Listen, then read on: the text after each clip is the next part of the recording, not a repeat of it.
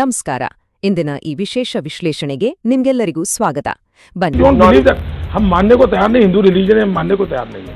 हिंदू के way of life. पहले शौचालय फिर देवालय. उन्होंने कार के ऊपर पता नहीं नींबू और मिर्ची न जाने क्या ये लोग देश को क्या प्रेरणा देंगे? ऐसी अंधश्रद्धा में जीने वाले लोग आप ही तो हैं इनक्रेडिबल इंडिया. और क्या है? क्या उन पत्थरों में और मूर्तियों में इनक्रेडिबल? ಇವತ್ತು ನಾವು ಒಂದು ಅತ್ಯಂತ ಕುತೂಹಲಕಾರಿ ವಿಷಯದ ಬಗ್ಗೆ ಒಳಹೊಕ್ಕು ನೋಡೋಣ. ಈ ಮೂಲ ಮಾಹಿತಿಯು ಕೇವಲ ಒಬ್ಬ ರಾಜಕೀಯ ನಾಯಕನ ಬಗ್ಗೆ ಮಾತ್ರ ಮಾತಾಡ್ತಿಲ್ಲ, ಬದಲಾಗಿ ಆ ನಾಯಕನ ಇಮೇಜ್ ಅನ್ನು ಒಂದು ಬೃಹತ್ ಜಾಗತಿಕ ಬ್ರ್ಯಾಂಡ್ ಆಗಿ ಹೇಗೆ ರೂಪಿಸಲಾಯಿತು ಅನ್ನೋ ಸಂಪೂರ್ಣ PR ತಂತ್ರದ ಬಗ್ಗೆ ಬಿಚ್ಚಿಡುತ್ತೆ. ಒಂದು ಯಶಸ್ವಿ ಪೊಲಿಟಿಕಲ್ ಬ್ರ್ಯಾಂಡಿಂಗ್ ಅಂದ್ರೆ ಹೇಗಿರುತ್ತೆ ಅನ್ನೋದನ್ನ ಅರ್ಥ ಮಾಡಿಕೊಳ್ಳಕ್ಕೆ ಇದು ಒಂದು ಪರ್ಫೆಕ್ಟ್ ಉದಾಹರಣೆ. ಬನ್ನಿ ಶುರು ಮಾಡೋಣ. ಇಂದಿನ ವಿಶ್ಲೇಷಣೆಯ ಹಾದಿ ಹೀಗಿರಲಿದೆ. ಮೊದಲು ಮುಖ್ಯಮಂತ್ರಿಯಾಗಿ ಏಳಿಗೆ, ನಂತರ 2002ರ ಗುಜರಾತ್ ಗಲಭೆಗಳು, ಆಮೇಲೆ ಸ್ಟ್ರಾಟಜಿಕ್ ಇಮೇಜ್ ಮೇಕ್ ಓವರ್, 2014ರ ರಾಷ್ಟ್ರೀಯ ಪ್ರಚಾರ, ಸರ್ಕಾರಿ ಯೋಜನೆಗಳ ಬ್ರ್ಯಾಂಡಿಂಗ್ ಮತ್ತು ಕೊನೆಯದಾಗಿ ಒಬ್ಬ ನಾಯಕನಿಂದ ಕಲ್ಟ್ ಫಿಗರ್ ಆಗಿ ಬದಲಾದ ಹಂತ. ಮೂಲತಃ ಇದು ಕಳೆದ 2 ದಶಕಗಳ ರೋಚಕ ಜರ್ನಿಯಾಗಿದೆ. ಮೊದಲನೇ ವಿಭಾಗಕ್ಕೆ ಬರೋಣ. ಮುಖ್ಯಮಂತ್ರಿಯಾಗಿ ಏಳಿಗೆ. ಈ ರಾಜಕೀಯ ಪ್ರಯಾಣ ಶುರುವಾಗಿದ್ದು ಅವರು ಕೇವಲ 8ನೇ ವಯಸ್ಸಿನಲ್ಲಿ RSS ಸ್ವಯಂ ಸೇವಕರಾಗಿ ಸೇರ್ಪಡೆಗೊಂಡಾಗ, ಆಮೇಲೆ 1970ರ ದಶಕದಲ್ಲಿ ಪ್ರಚಾರಕರಾಗಿ ನೇಮಕಗೊಳ್ಳುತ್ತಾರೆ. ನಂತರ ತಮ್ಮ ಸಂಘಟನಾ ಕೌಶಲ್ಯದಿಂದ 80ರ ದಶಕದಲ್ಲಿ ಬಿಜೆಪಿಗೆ ಎಂಟ್ರಿ ಕೊಡ್ತಾರೆ. ಆದರೆ ನಿಜವಾದ ಟರ್ನಿಂಗ್ ಪಾಯಿಂಟ್ ಬರೋದು ಅಕ್ಟೋಬರ್ 2001ರಲ್ಲಿ ಗುಜರಾತ್ನಲ್ಲಿ ಸಂಭವಿಸಿದ ಭೀಕರ ಭೂಕಂಪದ ನಂತರದ ಬಿಕ್ಕಟ್ಟಿನ ಸಮಯದಲ್ಲಿ ಅಂದಿನ ನಾಯಕತ್ವ ಬದಲಾಗಿ ಇವರು ಮುಖ್ಯಮಂತ್ರಿಯಾಗಿ ಅಧಿಕಾರ ವಹಿಸಿಕೊಳ್ತಾರೆ ಅಂತ ಈ ಮೂಲ ಮಾಹಿತಿಯು ಬಹಳ ಸ್ಪಷ್ಟವಾಗಿ ವಿವರಿಸುತ್ತೆ. ಈಗ ಎರಡನೇ ವಿಭಾಗ, 2002ರ ಗುಜರಾತ್ ಗಲಭೆಗಳು. ಇದೊಂದು ಅತ್ಯಂತ ಸೂಕ್ಷ್ಮವಾದ ಘಟ್ಟ. काटने से कुछ मारो काटो जला दो. एक को प्रेग्नेंट है उसको हमने चीर दिया. विश्व को इस्लाम में कन्वर्ट करना ऐसे इरादों से political activist those who are belong to the Islam they are doing this activity unless you make your point. मित्र मेरी पहचान तो है हिंदुत्ववादी. ಆಗಿನ ಪರಿಸ್ಥಿತಿಯ ಗಂಭೀರತೆಯನ್ನ ಈ ಮೂಲ ದತ್ತಾಂಶವು 2 ಪ್ರಮುಖ ಹೇಳಿಕೆಗಳ ಮೂಲಕ ಅಕ್ಕಪಕ್ಕದಲ್ಲಿ ಇಟ್ಟು ವಿಶ್ಲೇಷಿಸುತ್ತೆ. ಒಂದೆಡೆ ಅಂದಿನ ಪ್ರಧಾನಿ ಅಟಲ್ ಬಿಹಾರಿ ವಾಜಪೇಯಿಯವರು ರಾಜಧರ್ಮವನ್ನು ಪಾಲಿಸಬೇಕು ಅಂತ ಅಸಮಾಧಾನ ವ್ಯಕ್ತಪಡಿಸಿದ ಮಾತು. ಇನ್ನೊಂದೆಡೆ ಅಮಿತ್ ಶಾ ಅವರ 2002ರಲ್ಲಿ ಕೆಲವರಿಗೆ ಪಾಠ ಕಲಿಸಲಾಯಿತು ಎಂಬ 2002માં એકવાર નરેન્દ્રભાઈ વચ્ચે અડપલું કરવાનો ટ્રાય કર્યો, એવો પાઠ ભણાયો કે 2002 પછી 22 હજી કોઈ ಹೇಳಿಕೆ. ಇದರ ಜೊತೆಗೆ IPS ಸಂಜೀವ್ ಭಟ್ ಅವರ ಅಫಿಡವಿಟ್ ಅನ್ನು ಕೂಡ ಇಲ್ಲಿ ಪ್ರಸ್ತಾಪಿಸಲಾಗಿದೆ.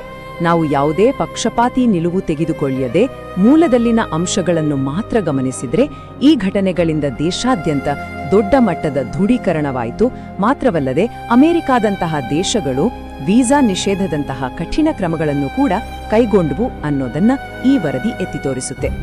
ಹಾಗಾದ್ರೆ ಇಲ್ಲಿ ನಮ್ಮೆಲ್ಲರಿಗೂ ಕಾಡುವ ಒಂದು ಬಹುದೊಡ್ಡ ಪ್ರಶ್ನೆ ಅಂದ್ರೆ, ಜಾಗತಿಕ ಮಟ್ಟದಲ್ಲಿ ಇಷ್ಟೊಂದು ಕಠಿಣ ಟೀಕೆಗೆ ಗುರಿಯಾದ ಇಮೇಜ್ ಅನ್ನು ಮತ್ತೆ ಮರು ನಿರ್ಮಾಣ ಮಾಡಿದ್ದು ಹೇಗೆ? ಈ ಬಿಕ್ಕಟ್ಟಿನಿಂದ ಹೊರಬಂದು ಒಬ್ಬ ಗ್ಲೋಬಲ್ ಲೀಡರ್ ಆಗಿ ಹೊರಹೊಮ್ಮಲು ಯಾವ ರೀತಿಯ ಲೆಕ್ಕಾಚಾರದ PR ತಂತ್ರಗಳನ್ನು ಬಳಸಿದ್ರು? ಬನ್ನಿ ಮೂರನೇ ವಿಭಾಗದಲ್ಲಿ ಇದನ್ನೇ ನೋಡೋಣ. Strategic image makeover. ಈ ಬದಲಾವಣೆ ಹೇಗಿತ್ತು ಅನ್ನೋದನ್ನ ಗಮನಿಸಿ. 2002ಕ್ಕೂ ಮುಂಚಿನ ಇಮೇಜ್ ಕಠಿಣ ಭಾಷಣಗಳಿಂದ ಕೂಡಿದ್ರೆ ಮತ್ತು ಅಂತಾರಾಷ್ಟ್ರೀಯ ಮಟ್ಟದಲ್ಲಿ ಪ್ರತ್ಯೇಕಿಸಲ್ಪಟ್ಟ ನಾಯಕನಾಗಿದ್ರೆ, 2007ರ ನಂತರದ PR ಗುರಿ ಸಂಪೂರ್ಣವಾಗಿ ಬದಲಾಗಿತ್ತು. ವಿವಾದಾತ್ಮಕ ಹೇಳಿಕೆಗಳಿಂದ ದೂರ ಸರಿದು ಅವರನ್ನ ಪ್ರೋ ಬಿಸ್ನೆಸ್ ಅಂದ್ರೆ ಉದ್ಯಮ ಸ್ನೇಹಿ, ದೂರದೃಷ್ಟಿಯುಳ್ಳ ಮತ್ತು ಕೇವಲ ಅಭಿವೃದ್ಧಿಯತ್ತ ಗಮನಹರಿಸುವ ನಾಯಕನಾಗಿ ಬಿಂಬಿಸುವ ಉದ್ದೇಶಪೂರ್ವಕ ಬದಲಾವಣೆ ಇದಾಗಿತ್ತು ಅಂತ ಮೂಲ ಮಾಹಿತಿಯು ಗುರುತಿಸುತ್ತೆ. ಜಾಗತಿಕ ಮಟ್ಟದಲ್ಲಿ ಇಮೇಜ್ ಬದಲಾಯಿಸೋಕೆ ಬಳಸಿದ ನಿರ್ದಿಷ್ಟ ತಂತ್ರಗಳು ನಿಜಕ್ಕೂ ಆಸಕ್ತಿದಾಯಕವಾಗಿವೆ. ಮೊದಲ ಹೆಜ್ಜೆಯಾಗಿ 2003ರಲ್ಲಿ ಕಾರ್ಪೊರೇಟ್ ದಿಗ್ಗಜರನ್ನು ಆಹ್ವಾನಿಸಿ ವೈಬ್ರೆಂಟ್ ಗುಜರಾತ್ ಶೃಂಗಸಭೆ ಆಯೋಜಿಸಿದ್ರು. ಎರಡನೆಯದಾಗಿ 2007ರಲ್ಲಿ ಪ್ರತಿ ತಿಂಗಳಿಗೆ ಬರೋಬ್ಬರಿ $25,000 ನೀಡಿ APCO ವರ್ಲ್ಡ್ ವೈಡ್ ಎಂಬ ವಿಶ್ವದ ಅತಿದೊಡ್ಡ PR ಸಂಸ್ಥೆಯನ್ನು ನೇಮಿಸಿದ್ರು. ಮತ್ತು ಮೂರನೆಯದಾಗಿ 2011ರ 3 ದಿನಗಳ ಸದ್ಭಾವನಾ ಉಪವಾಸವನ್ನ ಒಂದು ಅತಿ ದೊಡ್ಡ PR ಸ್ಟಂಟ್ ಆಗಿ ಹೇಗೆ ಬಳಸ್ಕೊಂಡ್ರು ಅನ್ನೋದನ್ನ ಈ ವರದಿ ಎಳೆ ಎಳೆಯಾಗಿ ಬಿಚ್ಚಿಡುತ್ತೆ. ಈಗ 4ನೆಯ ವಿಭಾಗ, 2014ರ ರಾಷ್ಟ್ರೀಯ ಪ್ರಚಾರ. ಈ ಪ್ರಾದೇಶಿಕ ಮೇಕೋವರ್ ರಾಷ್ಟ್ರೀಯ ಮಟ್ಟಕ್ಕೆ ಬೆಳೆದದ್ದು ಇಲ್ಲೇ. 2014ರ ಚುನಾವಣೆಯಲ್ಲಿ 282 ಸೀಟುಗಳನ್ನು ಗೆದ್ದು ತಂದ ಆ ದೊಡ್ಡ ಅಲೆಯ ಹಿಂದೆ ಬೃಹತ್ ಕ್ಯಾಂಪೇನ್ ತಂತ್ರಗಳಿದ್ವು. ಪ್ರಶಾಂತ್ ಕಿಶೋರ್ ಅವರ ನೇಮಕ, ಸಾಮಾನ್ಯ ಜನರನ್ನು ಕನೆಕ್ಟ್ ಮಾಡಲು ತಂದ ಚಾಯ್ ಪೇ ಚರ್ಚಾ, ತಂತ್ರಜ್ಞಾನದ ಅತ್ಯದ್ಭುತ ಬಳಕೆಯೊಂದಿಗೆ ಮೂಡಿಬಂದ 3D ಹೊಲೋಗ್ರಾಮ್ ರ್ಯಾಲಿಗಳು, ಟಾರ್ಗೆಟ್ ಮಾಡಿದ ಸೋಷಿಯಲ್ ಮೀಡಿಯಾ ವಾರ್ ರೂಮ್ಗಳು ಮತ್ತು ಎಲ್ಲರ ಬಾಯಲ್ಲೂ ಓಡಾಡ್ತಿದ್ದ ಅಚ್ಚೇ ದಿನ್ ಆನೆ ವಾಲೆ ಹೈ ನಂತಹ ಘೋಷವಾಕ್ಯಗಳು ಇವೆಲ್ಲವೂ ಈ ಭರ್ಜರಿ ಕ್ಯಾಂಪೇನ್ನ ಪ್ರಮುಖ ಅಸ್ತ್ರಗಳಾಗಿದ್ವು. Don't believe that. हम मानने को तैयार नहीं, हिंदू रिलीजन हम मानने को तैयार नहीं है. Hindu is a way of life. पहले शौचालय फिर देवालय. उन्होंने कार के ऊपर पता नहीं नींबू और मिर्ची न जाने क्या ये लोग देश को क्या प्रेरणा देते हैं? ऐसी अंधश्रद्धा में जीने वाले लोग आप ही तो हैं इनक्रेडिबल इंडिया. और क्या है? क्या उन पत्थरों में और मूर्तियों में इनक्रेडिबल? ಈಗ ಈ ವಿಷಯದಲ್ಲಿ ಒಂದು ಕುತೂಹಲಕಾರಿ ವೈರುಧ್ಯವನ್ನ ಈ ಮೂಲ ಮಾಹಿತಿಯು ವಸ್ತುನಿಷ್ಠವಾಗಿ ನಮ್ಮ ಮುಂದಿಡುತ್ತೆ. ಒಂದೆಡೆ ಅತ್ಯಂತ ಕಡುಬಡತನ ಮತ್ತು ರೈಲ್ವೆ ನಿಲ್ದಾಣದಲ್ಲಿ ಚಹಾ ಮಾರುತ್ತಿದ್ದೆ ಎನ್ನುವ ಬಹಳ ಪಾಪ್ಯುಲರ್ ಆದ ಚಾಯ್ವಾಲ ನಿರೂಪಣೆ. ಇನ್ನೊಂದೆಡೆ ಅದೇ ವ್ಯಕ್ತಿ ಸೂಟು ಬೂಟು ಧರಿಸಿರುವ ಹಳೆ ಫೋಟೋಗಳು ಮತ್ತು ಯಾವುದೇ ಅಧಿಕಾರಕ್ಕೆ ಬರುವ ಮುನ್ನವೇ ಅಮೆರಿಕಾದ 29 ರಾಜ್ಯಗಳಿಗೆ ಭೇಟಿ ನೀಡಿದ್ದೆ ಎಂಬ ಅವರದ್ದೇ ಹೇಳಿಕೆಗಳು. ಜಾಗರೂಕತೆಯಿಂದ ಹೆಣೆದ ಕ್ಯಾಂಪೇನ್ ಕಥೆಗೂ ವಾಸ್ತವದ ದಾಖಲೆಗಳಿಗೂ ಇರುವ ಈ ಅಂತರವನ್ನ ನಾವಿಲ್ಲಿ ಸ್ಪಷ್ಟವಾಗಿ ಗಮನಿಸಬಹುದು. 5ನೇ ವಿಭಾಗಕ್ಕೆ ಹೋಗೋಣ. ಸರ್ಕಾರಿ ಯೋಜನೆಗಳು ಮತ್ತು ಬ್ರ್ಯಾಂಡಿಂಗ್. ಇದು ಆಡಳಿತದ ಹಂತ. 491.56 ಕೋಟಿ ರೂಪಾಯಿಗಳು. ಹೌದು, ಮೂಲ ಮಾಹಿತಿಯಲ್ಲಿ ಉಲ್ಲೇಖಿಸಿರುವ ಸರ್ಕಾರಿ ದತ್ತಾಂಶಗಳ ಪ್ರಕಾರ ಇದು ಕೇವಲ ಒಂದು ನಿರ್ದಿಷ್ಟ ಅವಧಿಯಲ್ಲಿ ಪ್ರಿಂಟ್ ಮತ್ತು ಎಲೆಕ್ಟ್ರಾನಿಕ್ ಮೀಡಿಯಾ ಜಾಹೀರಾತುಗಳಿಗಾಗಿ ಖರ್ಚು ಮಾಡಿದ ಮೊತ್ತ. ವೈಯಕ್ತಿಕ ಬ್ರ್ಯಾಂಡಿಂಗ್ಗಾಗಿ ಸಾರ್ವಜನಿಕ ನಿಧಿಯನ್ನು ಎಷ್ಟು ದೊಡ್ಡ ಮಟ್ಟದಲ್ಲಿ ಬಳಸಲಾಗ್ತಿದೆ ಅನ್ನೋದನ್ನ ಈ ಅಂಕಿ ಅಂಶ ಸೂಚಿಸುತ್ತೆ. ಇನ್ನು ಬೇಟಿ ಬಚಾವೋ ಬೇಟಿ ಪಡಾವೋ ಯೋಜನೆಯ ಬಜೆಟ್ ಹಂಚಿಕೆಯನ್ನೊಮ್ಮೆ ನೋಡಿ. ಹೆಣ್ಣು ಮಕ್ಕಳ ರಕ್ಷಣೆ ಮತ್ತು ಶಿಕ್ಷಣಕ್ಕಾಗಿ ತಂದ ಈ ಅತ್ಯಂತ ಪ್ರಮುಖ ಸಾಮಾಜಿಕ ಯೋಜನೆಯ 80% ಅನುದಾನವನ್ನು ಕೇವಲ ಮಾಧ್ಯಮಗಳಲ್ಲಿನ ಪ್ರಚಾರಕ್ಕಾಗಿ ಬಳಸಲಾಗಿದೆ ಅಂತ ವರದಿ ಹೇಳುತ್ತೆ. ಅಂದ್ರೆ ತಳಮಟ್ಟದ ವಾಸ್ತವ ಅನುಷ್ಠಾನಕ್ಕೆ ಸಿಕ್ಕಿದ್ದು ಕೇವಲ 20%. पीएम भी नहीं था, सीएम भी नहीं था, नेता भी नहीं था.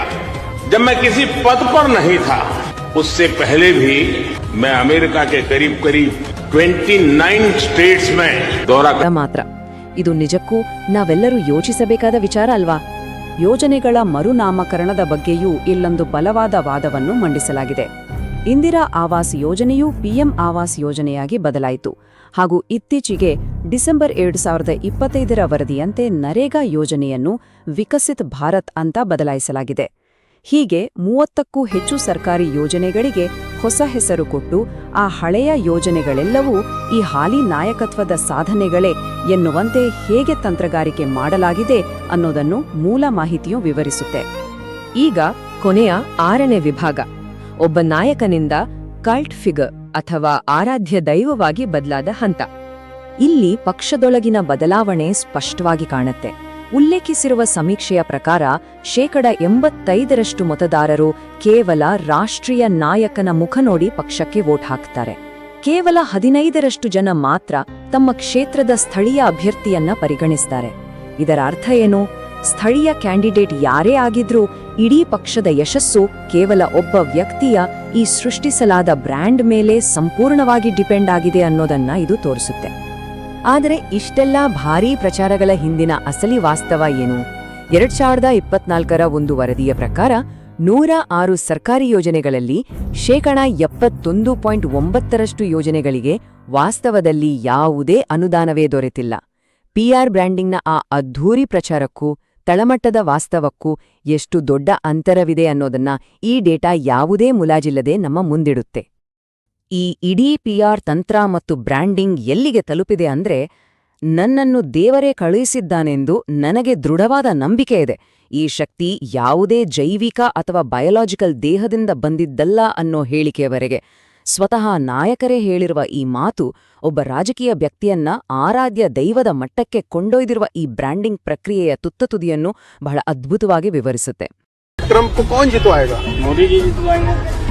रशिया में डेमोक्रेसी कौन लाएगा? मोदी जी लाएंगे। बताइए भारत का सबसे तेज दौड़ने वाला जानवर कौन सा है? मोदी बाबा। धरती पर ऐसा कौन सा भगवान है जो जीवित है? मोदी भगवान। ಹಾಗಾದ್ರೆ ಈ ಎಲ್ಲವನ್ನೂ ನೋಡಿದ ಮೇಲೆ ನಮ್ಮ ಮುಂದೆ ನಿಲ್ಲುವ ಆ ಒಂದು ದೊಡ್ಡ ಪ್ರಶ್ನೆ ಏನು? ರಾಜಕೀಯ ಪ್ರಚಾರಕ್ಕಾಗಿ, ಇಮೇಜ್ ಬಿಲ್ಡಿಂಗ್ಗಾಗಿ ಹೀಗೆ ಕೋಟ್ಯಾಂತರ ರೂಪಾಯಿಗಳನ್ನ ಸುರಿಯುತ್ತಿರುವ ಇಂದಿನ ದಿನಗಳಲ್ಲಿ ನಿಜವಾದ ಆಡಳಿತದ ಹೊಣೆಗಾರಿಕೆಯನ್ನ ಅಥವಾ ಅಕೌಂಟಬಿಲಿಟಿಯನ್ನ ಮತದಾರರು ಖಚಿತಪಡಿಸಿಕೊಳ್ಳೋದು ಹೇಗೆ? ಕೇವಲ ಪೊಲಿಟಿಕಲ್ ಮಾರ್ಕೆಟಿಂಗಿಗೆ ಮರುಳಾಗದೆ ಪ್ರಜಾಪ್ರಭುತ್ವದಲ್ಲಿ ನಾವೇನು ನಿರೀಕ್ಷಿಸಬೇಕು ಅನ್ನೋ ಒಂದು ದೊಡ್ಡ ಪ್ರಶ್ನೆಯನ್ನ ನಿಮ್ಮ ಯೋಚನೆಗೆ ಬಿಡುತ್ತಾ ಇಂದಿನ ಈ ಮೂಲ ಮಾಹಿತಿಯ ವಿಶ್ಲೇಷಣೆಯನ್ನ ಇಲ್ಲಿಗೆ ಮುಗಿಸೋಣ. ಈ ವಿಶ್ಲೇಷಣೆ ನಿಮಗೆ ಇಷ್ಟವಾಗಿದೆ ಅಂತ ಭಾವಿಸ್ತೇನೆ.